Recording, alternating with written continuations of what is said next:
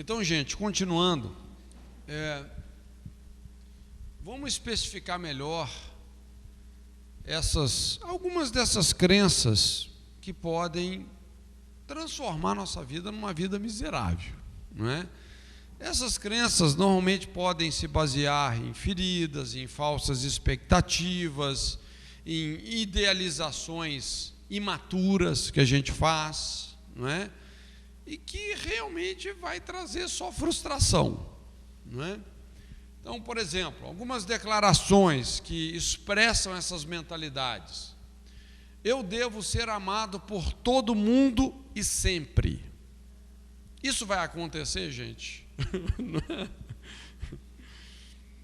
Mas tem gente que, às vezes, emocionalmente a pessoa cria essa expectativa, mas é uma expectativa imatura, irreal, não é?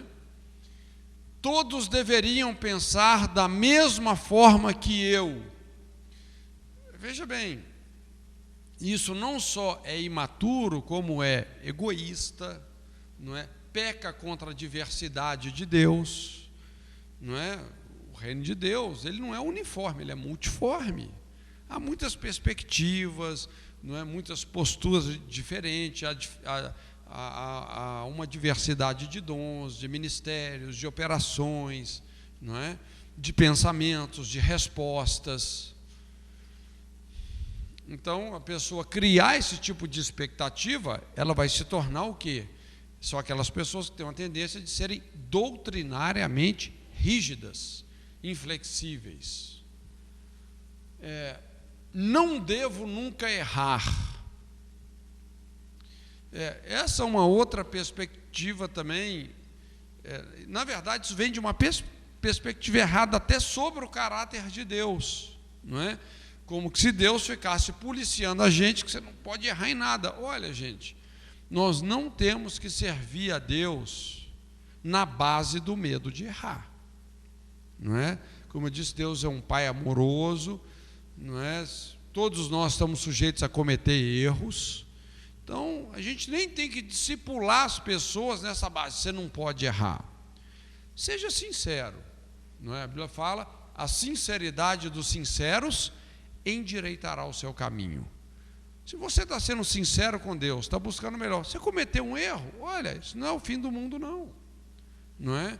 Deus é um Pai de amor que vai nos ajudar a achar o caminho certo. É preciso ter talento e ter sucesso em algo importante. Você tem que brilhar e destacar em alguma coisa. Então, é lógico, gente, é importante você ter alvos na vida, objetivos, maravilha. Mas você não tem que ter aquela síndrome de estrela, aquele estrelismo, não é? Aquela concupiscência de fama.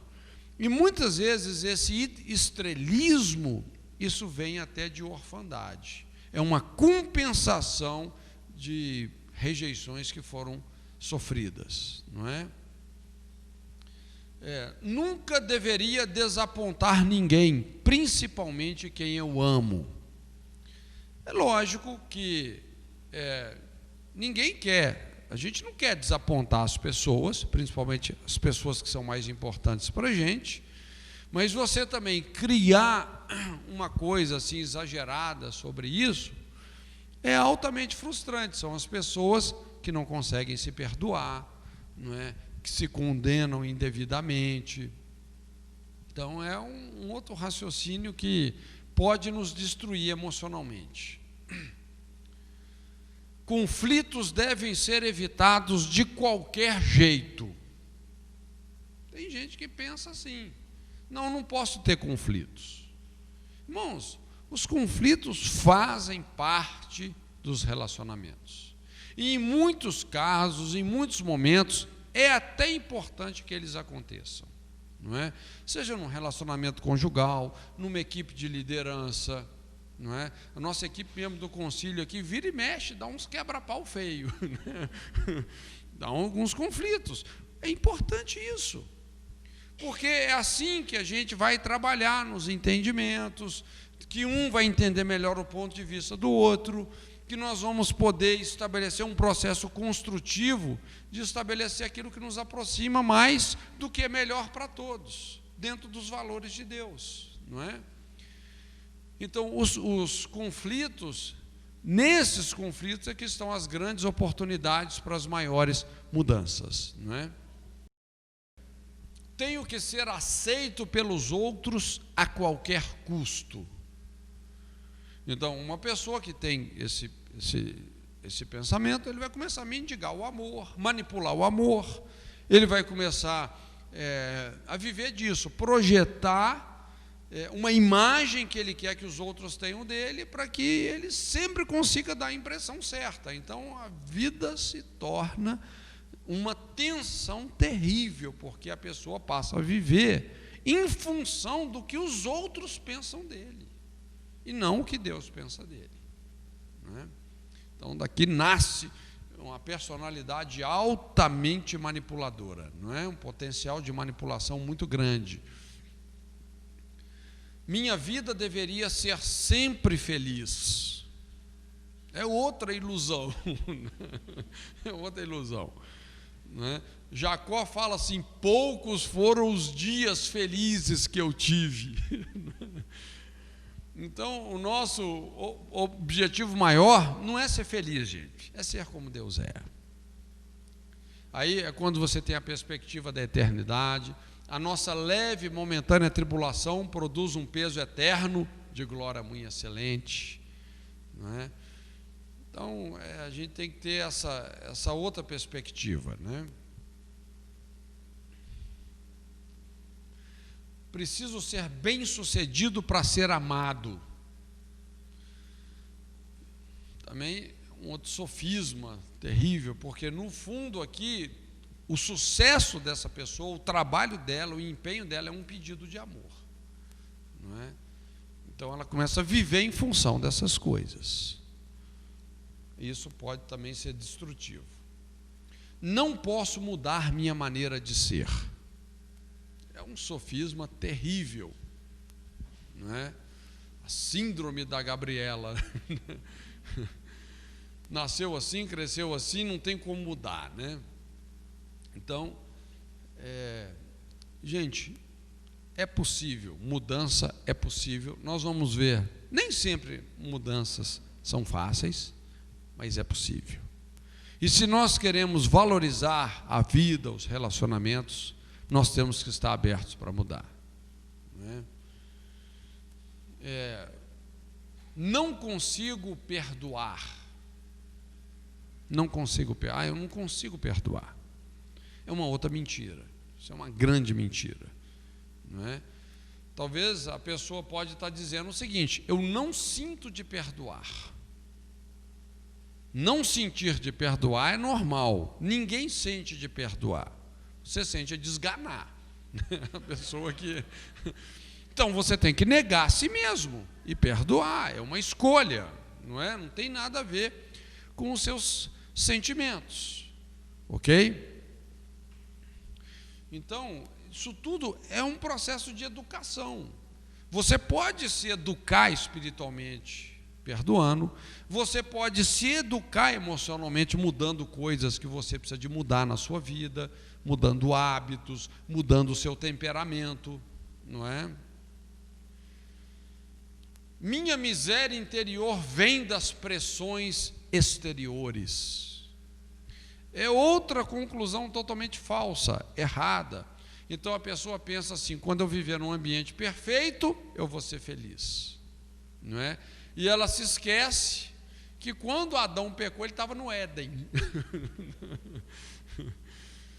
Então, é possível você pecar no paraíso? Não é verdade?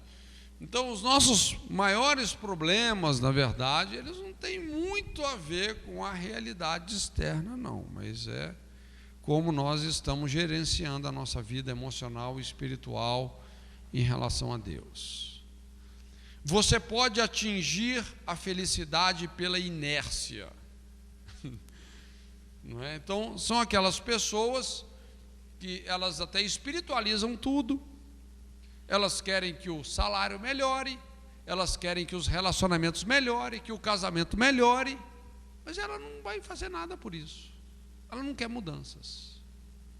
É possível o seu relacionamento melhorar com alguém se você não está disposto a mudar, a fazer algo para que isso aconteça? O seu salário vai melhorar se você não mudar como um funcionário? Não vai, gente. Então, essa é a lógica do arrependimento, não é? Para melhorar tem que mudar, não é? A gente tem que se empenhar intencionalmente naquela direção. Não adianta só espiritualizar as coisas, não é? Então, são alguns exemplos. Eu acho que a gente poderia acrescentar a isso aí tantas outras culturas, algumas evangélicas e outras mais de cunho emocional mesmo, não é verdade? E são sofismas, são crenças, falsas crenças, crenças que podem até nos destruir emocionalmente, espiritualmente e etc. Algumas crenças cristãs irracionais. Sou responsável de alguma forma pelos problemas dos outros. É aquele crente São Bernardo que quer salvar o mundo inteiro, não é? Na verdade, o que essas pessoas estão querendo, no fundo, é ser amadas, não é? Então, qualquer necessidade, a pessoa já faz disso um chamado, não é? E ela começa a se sobrecarregar de coisas. É importante, gente, a gente saber focalizar também o que Deus está nos mandando fazer, não é? Devo estar disponível a todos em todo tempo. É uma outra crença falsa que pode nos destruir e pode te levar realmente, vamos dizer assim, a perder as prioridades certas, não é? E isso gera o quê? Estresse, fadiga, não é? Isso vai contra o princípio da delegação. Então, é muito importante, principalmente se você está numa posição de liderança, você tem que saber delegar, você não tem que estar disponível para todas as pessoas o tempo todo, não é? Tem pessoas que elas resolvem te ligar 2 horas da manhã para pedir um aconselhamento, não é?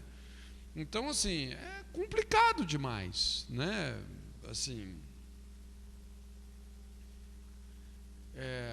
eu não posso estar irado ou confrontar alguém sem estar pecando. Então, a ira é pecado, gente? Nós vamos falar aqui sobre a ira daqui a pouco. Não, irai-vos e não pequeis. A ira é um sentimento que expressa, não é, a nossa indignação, não é, assim, em relação à indiferença.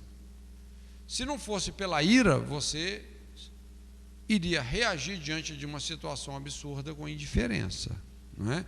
Então você pode irar, você pode também confrontar alguém, não é? Ser firme com alguém, lógico, agindo dentro de um zelo equilibrado, sem pecar, não tem problema nenhum, não é? Para essas pessoas, a ira não é um sentimento permitido. Elas transformam o sentimento de ira em tristeza, não é? Na verdade, é uma continuação ali mesmo, né? Então a pessoa já tem esse conceito de que a ira é pecado, mas a ira não é pecado. A ira é um sentimento como qualquer outro, não é, que quebra a nossa indiferença à injustiça. Não posso falhar. Não posso falhar.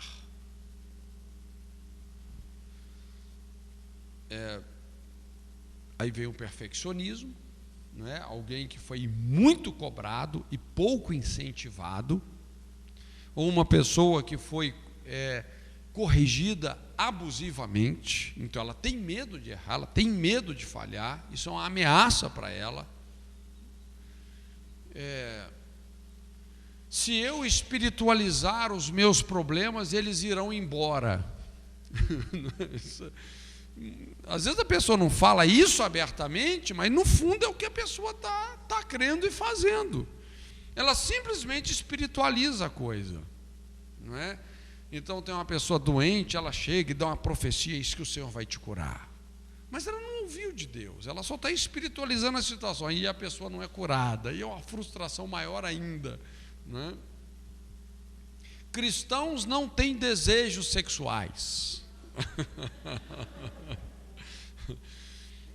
Então é aquela diferença que a gente faz, não é, entre atração e intenção. A atração intersexual, gente, ela é hormonal, é natural.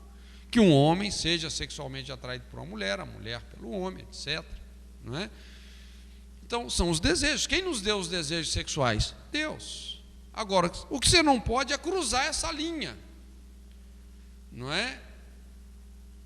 Da atração, você fazer disso um pretexto para intenção. O que Jesus confronta é a intenção. Todo aquele que atentar, intencionar no seu coração, não é, ter uma relação com uma pessoa que não é o cônjuge, já adulterou. Okay? Então, se a pessoa chega nesse ponto de dizer, se essa pessoa me der uma chance, eu saio com ela, se ela intencionou, ali consumou o pecado. Mesmo que ela não tenha feito nada, mas se ela intencionou, ali consumou o pecado. Né? É lógico que para isso você tem que evitar a tentação o mais rápido possível. Se aquilo é uma tentação para você, você deve fugir. Né? Mas os cristãos, lógico, eles têm desejos sexuais. E às vezes, infelizmente, como tem, né? Nos aconselhamentos, o que a gente mais observa é isso, né?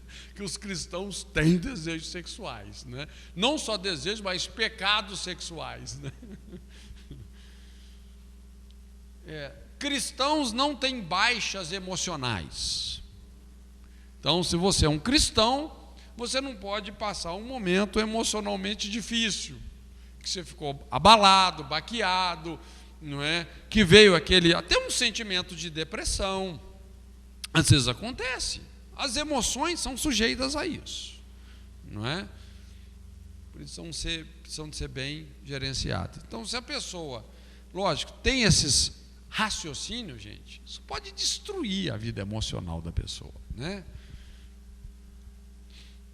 Se estou doente é porque pequei. Não é? Aí é aquela cobrança terrível. Um irmão fica doente, ele já chega, irmão, confessa o pecado. Confessa o pecado.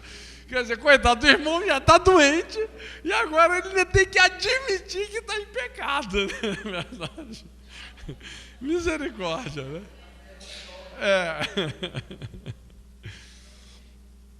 É lógico, assim, é lógico que um pecado pode até produzir uma enfermidade, não é? Mas nem toda doença é pecado. Isso é um absurdo, não é?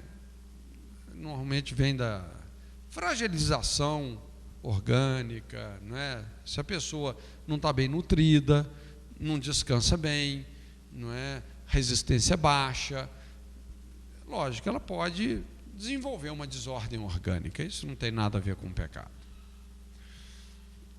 Cristãos não têm luto.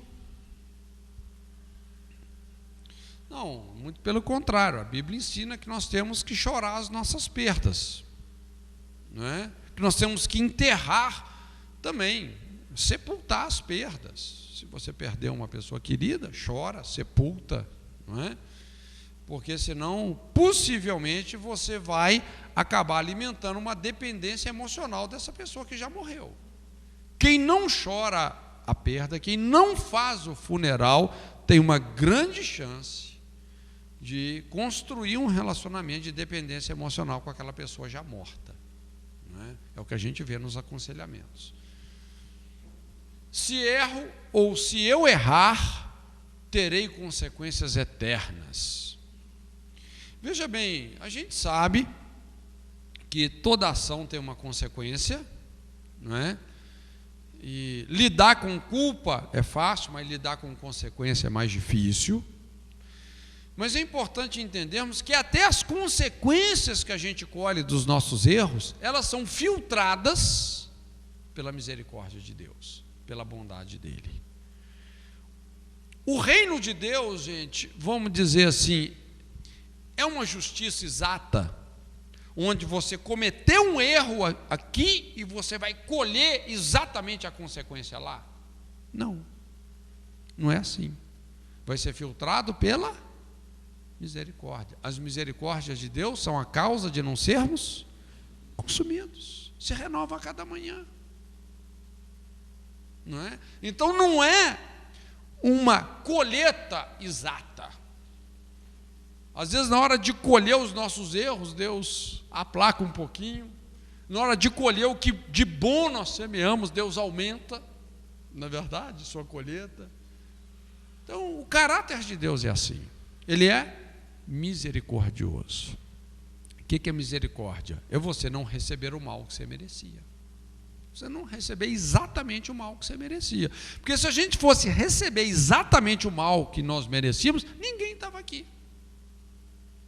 Não é? E graça a isso, é você receber o bem que você não merecia.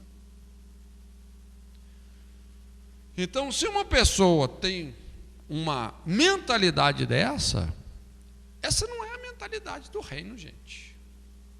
Isso pode destruir a pessoa emocionalmente, destruir os relacionamentos dela, não é? O sétimo ponto no nosso estudo agora é o processo de transformação. Processo de transformação. Mudança não é fácil. Quantos são destros aí? Destros. Você que é destro, tenta escrever o seu nome com a mão esquerda.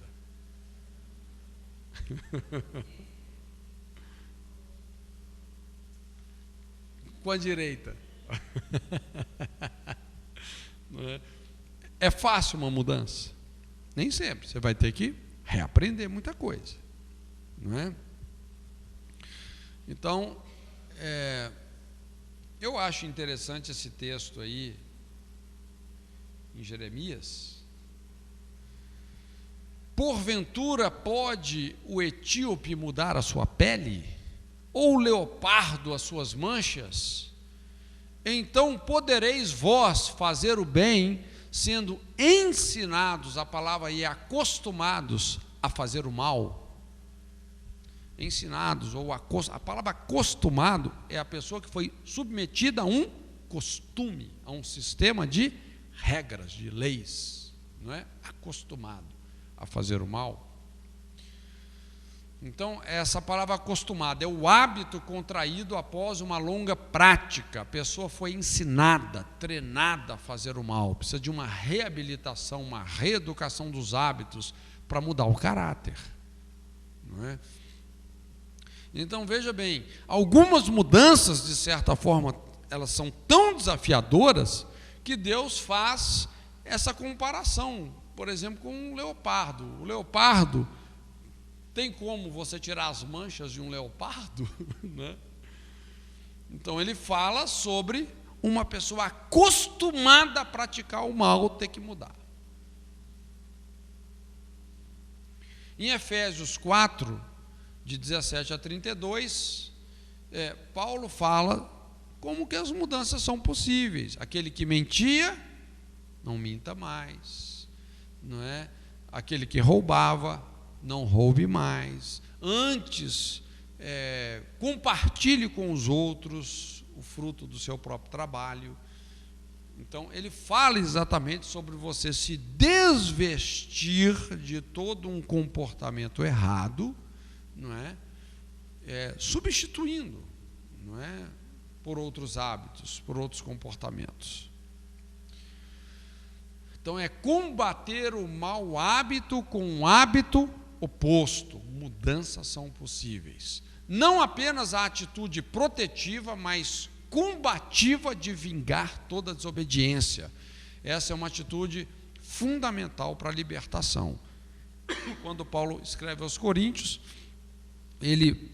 sobre capítulo 10, 2 Coríntios 10, que ele fala muito sobre batalha espiritual, no final ele coloca isso: estando prontos a vingar toda desobediência quando for cumprida a vossa obediência. Então nós realmente precisamos de ter uma ação combativa também, né? Efésios 4, de 17 a 32.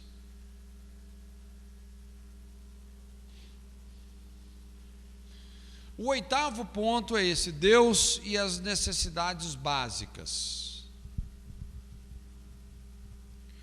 Então é muito importante, no processo de aconselhamento, nós focalizarmos Deus em relação às nossas necessidades. Exatamente, porque é a partir dessas necessidades que nós muitas vezes somos manipulados pelas exigências do mundo para sermos aceitos, e aí que muita coisa começa a distorcer na vida das pessoas, não é? Então, em Colossenses 1,19, a Bíblia mostra isso, não é? Como que Deus responde a todas as nossas necessidades em Cristo.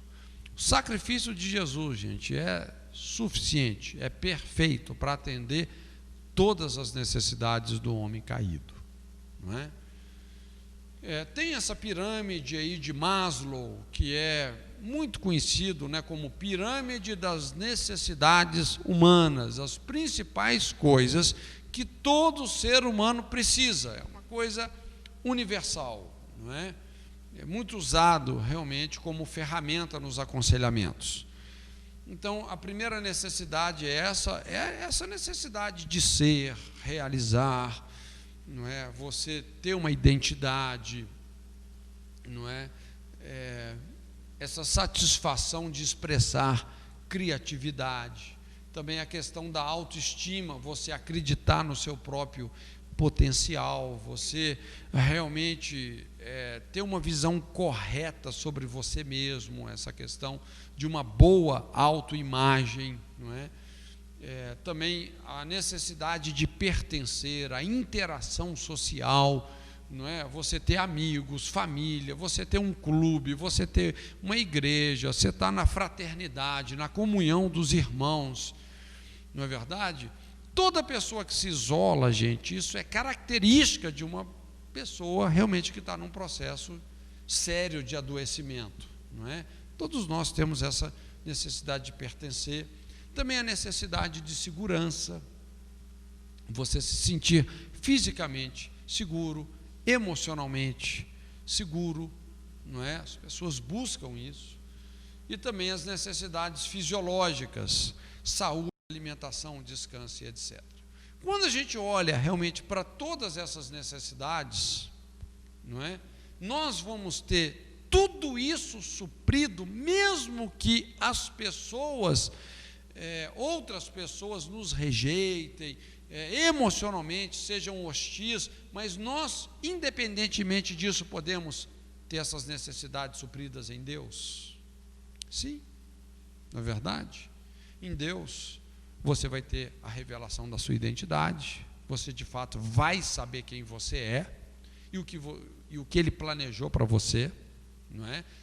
O que Paulo fala aos Efésios, somos feitura sua, não é? Preparados e destinados a realizar aquelas boas obras que de antemão Deus preparou para que andássemos nelas.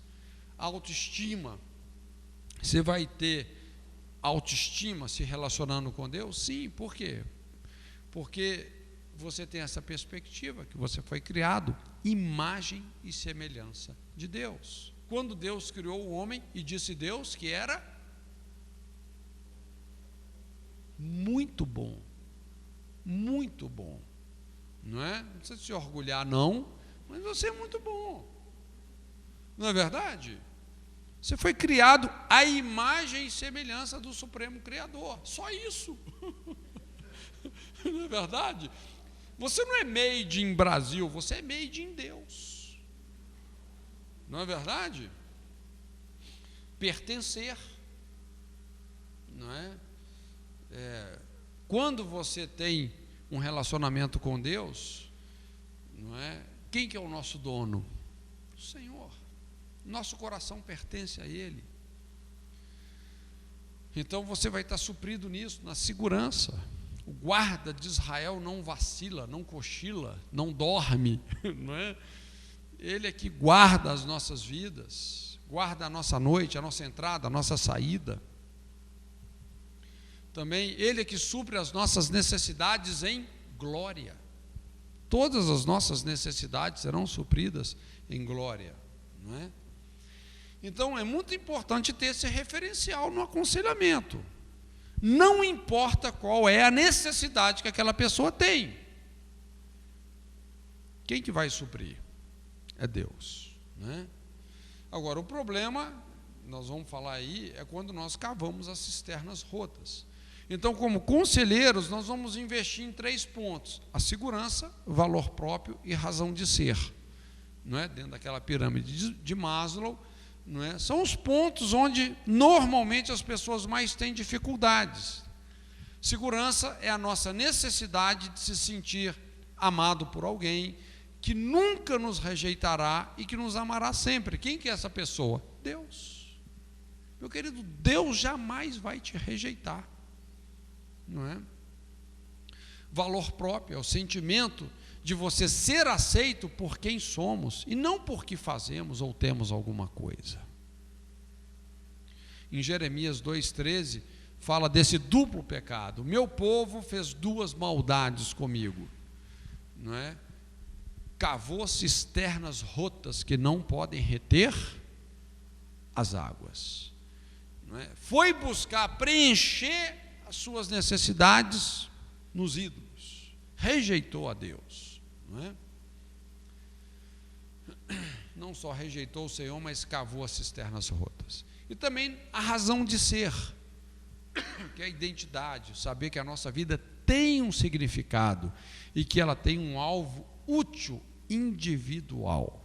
Essa palavra lá em Efésios, quando fala assim, somos feitura sua, no original, no grego, a palavra feitura significa poema. Poema. Nós somos um poema que Deus construiu. Algo muito artesanal, não é? Muito específico. Então, obtendo a resposta de Deus, nós precisamos nos arrepender de termos procurado satisfazer as nossas necessidades fundamentais com outra coisa que não seja Cristo. Receber o perdão e o amor de Deus, a segurança, o valor próprio. Então, vem a cura e você se sente bem de novo. Ministrar o que você recebeu, essa é a razão de ser, não é? O que acontece? Muita gente está procurando suprir essas necessidades num casamento, num relacionamento, não é? É o que mais acontece. Tentando equilibrar esse déficit emocional com um crédito de concupiscência, uma expectativa errada em alguém ou em algo. O dia que eu tiver um carro zero, então eu vou estar bem. Aí você compra o carro zero, você se sente assim, vazio de tudo, cheio de nada. Aquilo não supriu você, não é? Ou um filho que foi rejeitado pelo pai e fala, vou buscar o amor do pai no relacionamento com um homem. Vai encontrar amor do pai, vai encontrar homossexualidade, não é? Vai encontrar uma coisa totalmente distorcida. Então nós temos que entender que o único que realmente é suficiente é Deus. O homem sem Deus é essencialmente enfermo, doente. Sempre que você quer suprir as suas necessidades em alguma coisa, em algum relacionamento, você vai se dar mal. Então, qual que é o segredo da realização? Não é você receber amor, mas é você cumprir a lei do amor. Quando você cumpre a lei do amor e ama o seu próximo como a você mesmo, você está fazendo um favor para Deus? Não, você está fazendo um favor para você mesmo. As pessoas que mais amam desinteressadamente as outras são as pessoas mais realizadas. Você pode observar, todo mundo que anda mendigando o amor, querendo que os outros supram ela, está sempre reclamando, frustrada, deficitária, Mas se você abre mão de você mesmo e você começa a suprir os outros, quando você descobre, sou feliz. Esse é o grande segredo da vida. Então, quanto mais egoísta, quanto mais egocêntrica, mais infeliz é a pessoa.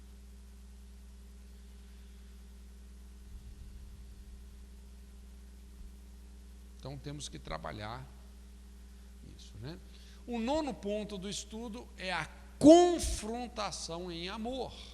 Isso faz parte do aconselhamento, os momentos de confrontação, mas tem que ser confrontação em amor, firmeza e ternura, não é? Para você ser firme com alguém no aconselhamento, você tem que ser agressivo? Não, não precisa ser agressivo, você pode ser firme, mas fazer isso de uma maneira, não é, bem amena, com muita compaixão, com muita graça. Então, será que nós podemos combinar essas duas palavras nas nossas atitudes? Será que para confrontar, quando você confronta alguém, você não está amando? Não, muito pelo contrário. A Bíblia fala: fiéis são as feridas feitas por aquele que ama. Irmãos, tem uma ferida que é terapêutica, a ferida da confrontação, dessa confrontação em amor, não é? Então é muito melhor a confrontação de quem ama do que o beijo de quem odeia, é o que a Bíblia fala, não é? Do lisonjeiro. Precisamos averiguar isso no nosso sistema de valores, tá? No seu sistema de valores, a gente pode trabalhar com esses dois conceitos juntos. Você pode confrontar amando, ou você pode amar confrontando. Ok? Então, conflitos são normais e naturais. Eles fazem parte da vida. Nós temos que nos acostumar a eles. Conviver numa boa com os conflitos. Aconteceu um conflito, ok, tranquilo. Não é? Vamos ver como é que a gente pode construir com isso, né? Então, o princípio da confrontação. Então, vamos lá, trabalhar com o conflito. Algumas maneiras de enxergar o conflito, que é o que a gente vai lidar, não é? Algumas maneiras de enxergar o conflito. Tem 4 maneiras básicas de você enxergar o conflito. Lógico, isso está na nossa cosmovisão, no nosso sistema de crenças, não é? Primeiro é fatalidade. Vamos dizer que somos incompatíveis com aquela pessoa e podemos nos trancar nesse fato. Aconteceu um conflito, aí você fala: não, o meu gênio não bate com o dela. Então, eu não quero saber dessa pessoa. Eu não me ajusto com fulano. Fulano para mim não existe mais. Então você lida com o conflito de uma maneira fatalística. Fala: não dá certo. Não é? Como que se você já tivesse sido predeterminado para não dar certo com aquela pessoa. Você se fecha. Não é? Você fala: nunca mais volto naquela igreja. Não falo mais com aquele líder. Não dá certo, não adianta. Então é quando a pessoa desiste das pessoas. É lógico que nessa cosmovisão tem muitas pressuposições por baixo disso que tem que ser trabalhadas, né? A outra maneira de enxergar o conflito é de maneira catastrófica, é o catastrófico. Então nós vamos temer quebrar o relacionamento, temer a rejeição, portanto, agimos com sutileza para deixarmos as coisas confortáveis. Então, é aquela pessoa que ela não quer lidar com os conflitos, não é? porque para ela lidar com o conflito vai destruir o relacionamento, vai ser catastrófico. E ela não quer isso. Então ela prefere fazer vista grossa. Você é pastor, tem um cara ali na sua igreja, muito precioso, você sabe que ele está em adultério, não, deixa ele sossegado, porque se eu for falar do adultério, isso vai prejudicar o meu relacionamento. Você está ajudando essa pessoa? Não. Não é? A terceira maneira de enxergar o conflito é essa: se eu vejo o conflito como uma batalha inevitável entre o bem e o mal, então eu vou viver rígido nos meus pensamentos, julgar os outros e buscar perfeccionismo. Então, quando a pessoa tem essa cosmovisão, não é? Ela vê o conflito como uma batalha entre o bem e o mal. E normalmente ela vai ser o bem e o outro vai ser o mal. Então, aí ela sempre está certa e ela quer impor, não é, a interpretação dela sobre a vida dos outros. Se torna aquela pessoa rígida nos relacionamentos. Ela não sabe aprender com os outros também. Porque muitas vezes, vamos dizer, num conflito, pode ser que tenha uma parcela que eu tenho que ceder e tem uma parcela que você tem que ceder. Não é só eu ceder ou você. Às vezes eu tenho que ceder numa área, você tem que ceder em outra, e assim a gente constrói uma solução, onde todo mundo ganha, que é o que nós vamos ver daqui a pouco, não é? Mas se a pessoa, ela vê a coisa como uma batalha entre o bem e o mal, e ela está sempre certa, então realmente ela sempre vai chocar com as pessoas. Normalmente esse tipo de pessoa que ela já teve problema com todo mundo, fulano, ciclano, todo mundo tem problema com ela. Onde é que está o problema? Nela. Não está em todo mundo.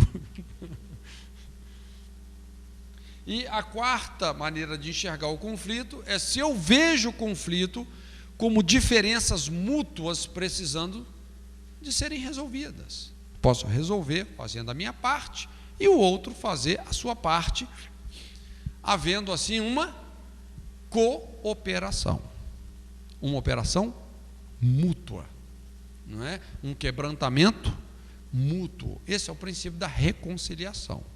O que é o princípio da reconciliação? É cada um ceder no que precisa de ser cedido, né? Aí sim nós vamos andar em paz, aí vai haver unidade. Mas se eu falo, eu não cedo, ou eu me culpo por uma coisa que eu não tenho que me culpar, eu estou indo para extremos que não vão cooperar em nada na resolução desses conflitos.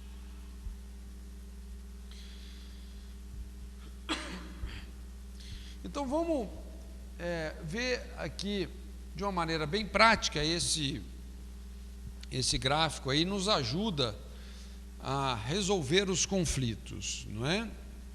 Resolvendo conflitos e estabelecendo acordos. Veja bem, então nós temos aqui um gráfico com dois eixos, um eixo horizontal e um eixo vertical. O eixo horizontal, ele tem uma escala, não é? Que vai de 0 a 10. E essa escala, o 0 significa um baixo grau de preocupação com os objetivos, e o 10, um alto grau de preocupação com os objetivos. Então, o que é importante para você? Os objetivos, os projetos. Nós temos também o eixo vertical, e nesse eixo vertical nós também temos uma escala de 0 a 10. O 0 é um baixo grau de preocupação com os relacionamentos, aqui um alto grau de preocupação com os relacionamentos.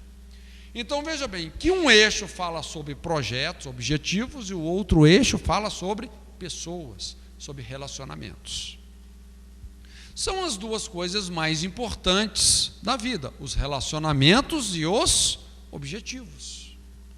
Até que ponto eu tenho que sacrificar pessoas pelos objetivos ou objetivos pelas pessoas? É uma questão difícil, é ou não é verdade? Imagina se tem uma pessoa que quer frustrar o seu objetivo, que está fazendo tudo para você dar errado na vida. Não é? Ou também um outro extremo, né, de você ir para um objetivo e, em nome do objetivo, você sacrifica as pessoas. É um outro extremo. Então, isso vai determinar 4 quadrantes aqui, não é, que mostra onde nós estamos, como é que nós resolvemos os conflitos. Ok?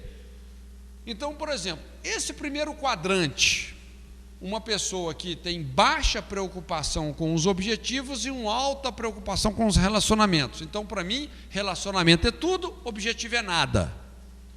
Como é que eu vou estabelecer um acordo num conflito? Eu estou em conflito com a pessoa, não é? Então, já que relacionamento para mim é muito importante, eu abro mão dos meus objetivos pelo relacionamento. Você ganha e eu perco. Isso é legal. Todo conflito que eu tenho, você ganha e eu perco. Você ganha e eu perco. Isso é legal? Não, não é bom. É uma maneira construtiva de resolver um conflito, não é? O outro quadrante é isso: baixa preocupação com os objetivos e uma baixa preocupação com os relacionamentos, não é? Aqui já é o pior extremo possível. Eu perco e você perde. Então, aqui, enquanto era do modo da pessoa, aqui é de nenhum modo. Eu não quero acordo com essa pessoa, não é? Por exemplo, uma vez eu acompanhei um caso assim, de um divórcio. O marido divorciou da mulher, e esse cara tinha tanto ódio daquela mulher, que ele começou assim a vender os bens que eram dos dois, por um preço insignificante. Por exemplo, um carro que valia 10, ele vendeu por 1. Tipo assim, eu tomo prejuízo, mas ela vai tomar prejuízo. Então os dois perderam. Olha, é uma coisa burra. O que explica um negócio desse? A amargura. A feitiçaria da amargura. É a única coisa que explica uma atitude assim, não é? De modo nenhum. Eu perco e você perde. Aí tem esse outro quadrante, que é uma pessoa que preocupa demais com os objetivos e que tem uma baixa preocupação com os relacionamentos. Então tem que ser do meu modo. Eu ganho e você perde. Não é? A pessoa não está nem aí para os relacionamentos. Para ela, o que é importante? Os objetivos.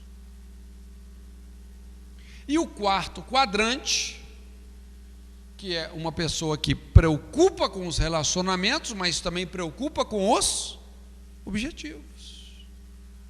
Então ela está disposta a ceder, não é? Em ambos os eixos, e ela fala: não, eu posso amar e confrontar, para que a gente realmente alcance o que juntos nós podemos alcançar, do nosso modo. Então aqui é do seu modo, de modo nenhum, do meu modo e do nosso modo. É lógico que a postura construtiva é essa aqui. Ok?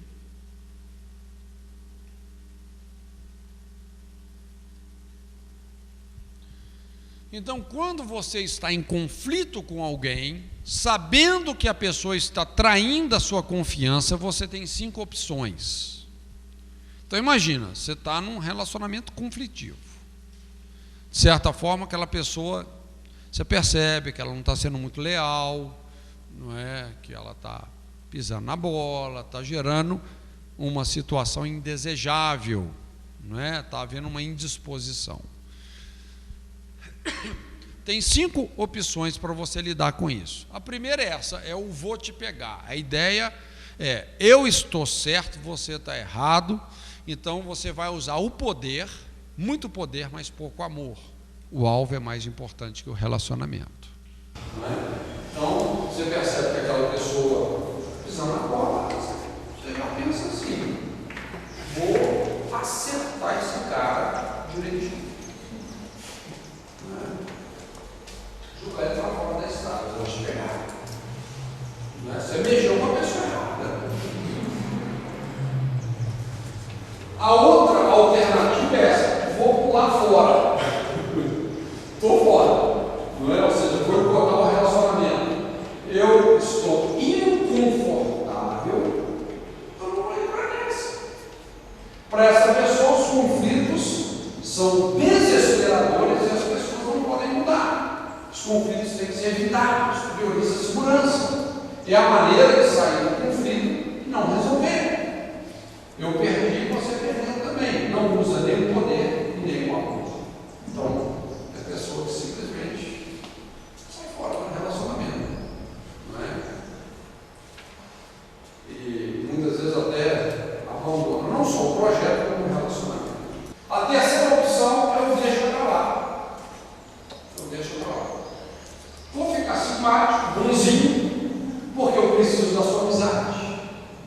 Então, este pensa que diferenças são coisas desastrosas. Se eu for sincero, nem pensava que poderia acontecer. Melhor calar, viver submisso com essa diferença, ficar amigos, mesmo que isso me incomode muito. Se torna simpático, frustrado, mas sorrindo. Quanto mais a tensão aumenta, mais generoso e submisso ele fica. Então, o princípio da mulher falando. Quanto mais amando, mais gosta. Aquela subserviência, uma subserviência burra. São as pessoas mais inseguras, não é, que fazem isso.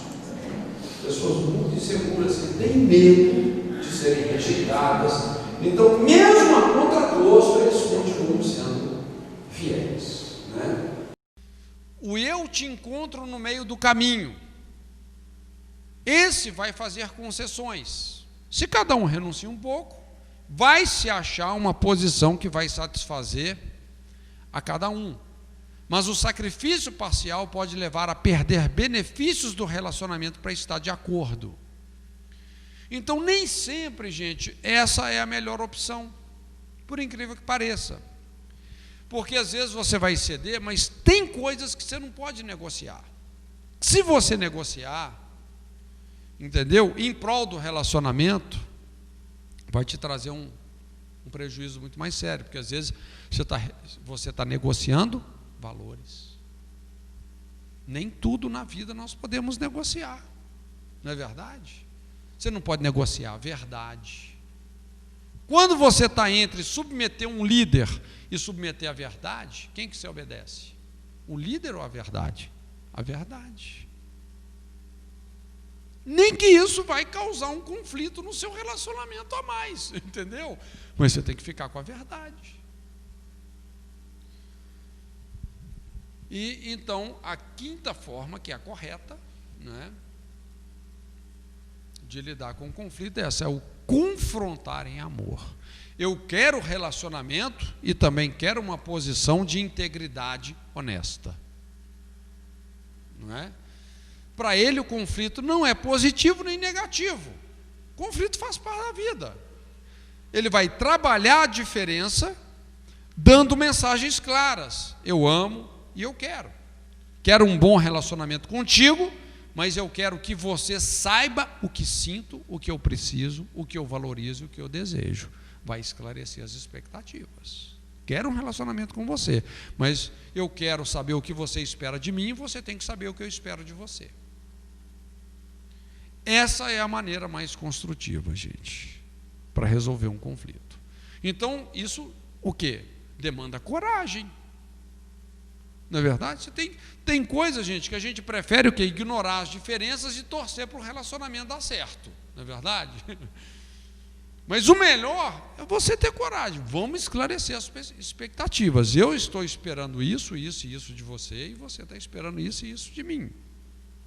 Queremos um relacionamento. Não é? Até nas nossas reuniões de concílio, eu sempre falo, gente, olha, não espere de mim isso, nem isso, nem isso. E eu estou esperando de vocês isso, isso e isso. Não é?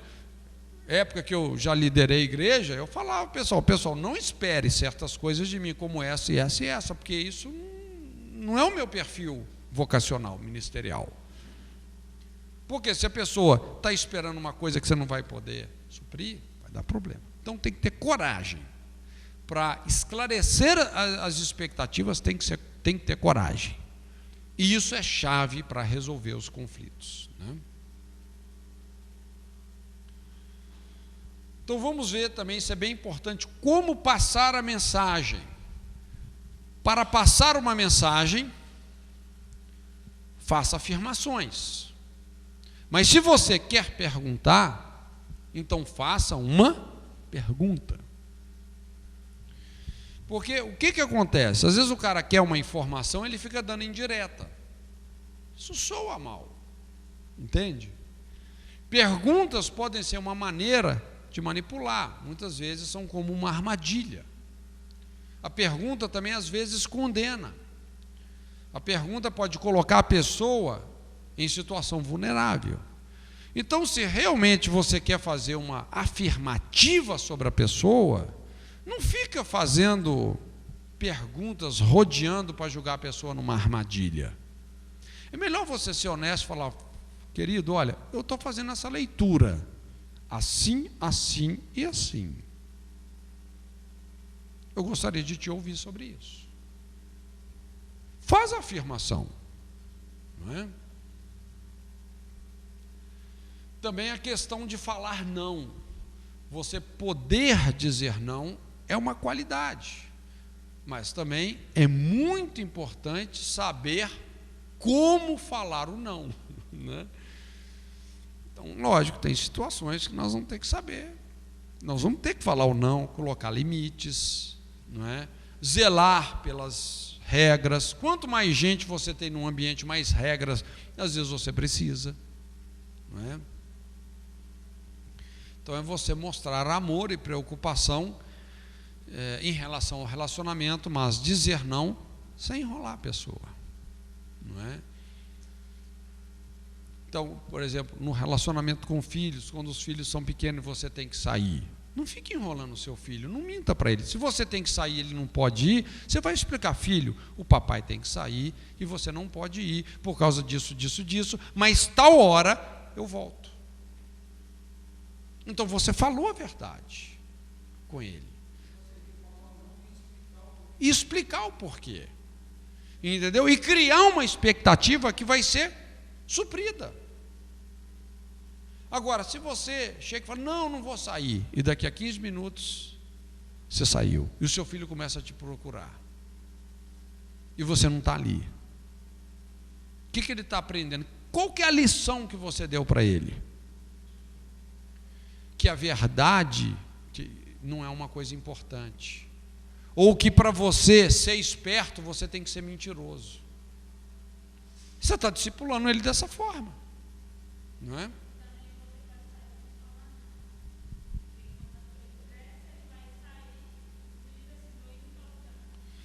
Exatamente. Ou não dá, nunca dá satisfação para nada.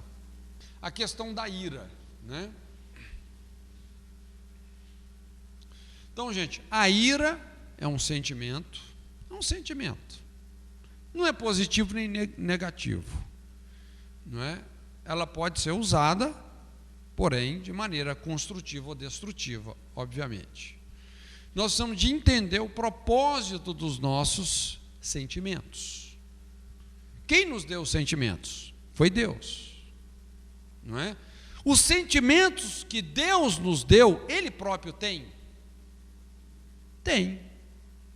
Deus, Ele compartilha do sentimento da ira. Deus se ira, gente, todos os dias, diz a Bíblia. Salmo 7, Deus se ira todos os dias. Por que Deus se ira todos os dias? Porque Ele não é indiferente à injustiça. Quando Deus vê uma injustiça, uma covardia, um absurdo, um abuso, Ele não é indiferente. E qual que é o sentimento que quebra a indiferença? A ira. A ira. Uma pessoa que não se ira é uma pessoa indiferente, não é? Quando alguém quebra a distância necessária, que guarda a nossa integridade, vem a ira, não é? Imagina, a pessoa mexeu numa coisa sua sem a sua autorização, não é verdade? Ou vamos dizer, a pessoa forçou você publicamente, fulana, você está apaixonada pelo ciclano? E você, como crente, você não pode mentir. Você não queria compartilhar isso com ninguém, mas a pessoa o quê? Te invadiu. Ela te invadiu. Não é? Então a ira é um alerta de que nós precisamos o quê? Nos defender ou defender alguém que está sendo injustiçado. Okay? Por trás da ira tem um pedido. A pessoa está dizendo: me respeite, me escute, reconhece o meu valor, me larga, para de controlar a minha vida. Imagina um líder que quer bancar o seu dono, quer bancar o dono da sua vida. Uma hora te falar, dá uma raiva, fulano, ó, larga do meu pé, não é? Então precisamos analisar esse pedido, se é válido ou não, não é? Isso precisa ser. Pode ser também que a pessoa está se irando por um motivo que não é válido. Então é importante você questionar isso. De repente alguém está confrontando você numa coisa que é justa, que é certa, e você deu um piti. Não é? É válida a sua ira? Ou você está endurecendo o seu coração? Usando a agressividade para se proteger realmente de uma confrontação justa. Então essas coisas têm que ser bem trabalhadas. Então nos conflitos, gente, a ira é um negócio chave da gente saber trabalhar, né?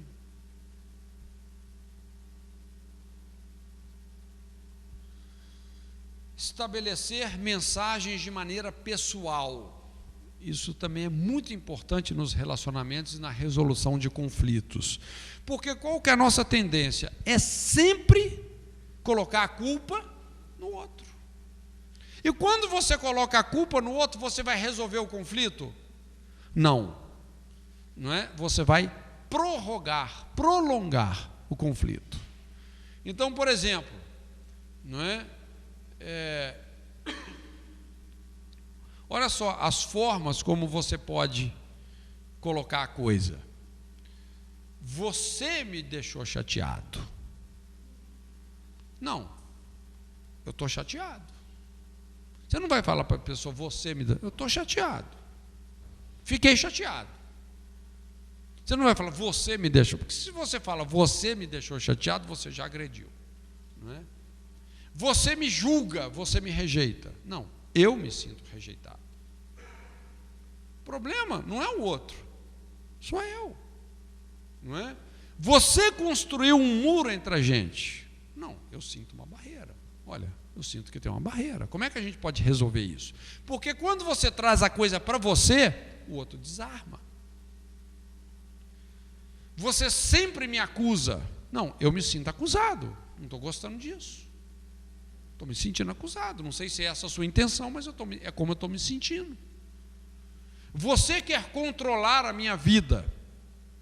Não, eu quero a liberdade de fazer a escolha. Eu falo, eu preciso de um espaço. Nessa área eu quero um espaço. Eu estou me sentindo sem espaço. Não é? Me respeite ou você não vai ser mais meu amigo.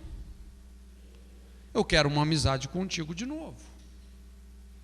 Não é? Sinto que a nossa amizade está se perdendo. A maneira como você estabelece a mensagem de maneira pessoal, gente, é uma das grandes chaves para resolver os conflitos. Nos ajuda tremendamente, não é? Então, também precisamos assumir as nossas responsabilidades nos conflitos de relacionamento, não é? É o resultado desse quadro. Eu sou responsável pela minha maneira de reagir a você. Eu sou responsável pela maneira como eu vejo você. Eu sou responsável pelos meus sentimentos. Você não pode me irar se eu não escolho ficar irado. Então, gente, a grande chave é sempre a gente puxar a responsabilidade para a gente. Todas as vezes que você puxa a responsabilidade para você, você está sendo maduro. não é? Está sendo maduro, você está... Né? Isso, vamos dizer assim, é totalmente evolutivo. Isso vai fazer você crescer, evoluir emocionalmente. Não é? Aquela colocação, ninguém pode te ferir sem o seu consentimento. A decisão é nossa. Nós temos o perdão. Não é? E por fim, finalmente, esses dois aspectos aí, confiança e acusação. Todos os sentimentos estão baseados aonde? Na confiança. Também todos os relacionamentos estão baseados aonde? Na confiança. Sem confiança, gente, existe relacionamento? Não. Relacionamento mesmo, não. Pode existir assim, um cumprimentar, oi, tudo bem, como é que vai? Mas relacionamento, amizade, tem que ter confiança, não é? Então, a questão não é que eu não posso mais confiar, mas é que muitas vezes eu não quero mais confiar. É importante entender que confiar é igual a arriscar. Todo relacionamento envolve riscos. Todo relacionamento envolve riscos. Você começa uma amizade com aquela pessoa pode te enganar, pode te trair. Você vai se casar com alguém, você está lá no altar jurando de coração, até que a morte nos separe, e o outro não está nem aí. O outro já está pensando num caso que ele pode ter com uma amante. E daqui a pouco, 2 anos, esse cara já te abandonou. Então, todo relacionamento envolve o quê?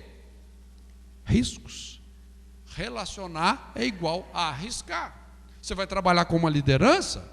Essa liderança tem problemas? Tem. Todo líder tem problemas. Todo líder acaba, num momento ou outro, frustrando injustamente as expectativas de alguém. Não é? Você está na igreja, você vai ter decepções dentro de uma igreja? Vai. Dentro de uma igreja tem problemas, não é? Tem hipocrisia? Tem.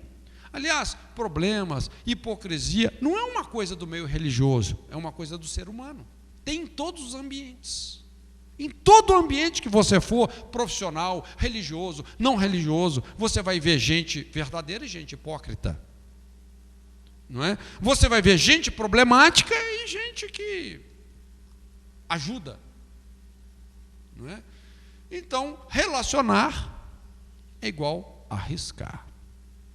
Para confiar, você tem que arriscar. Não é? Lógico que há toda uma sabedoria nisso, mas é assim que a gente cresce. E quando você se frustrar com alguém, você tem um perdão. Por isso que Jesus falou com Pedro, não só até 7, até 70 vezes 7. Perdoa o seu irmão. Então veja bem, gente.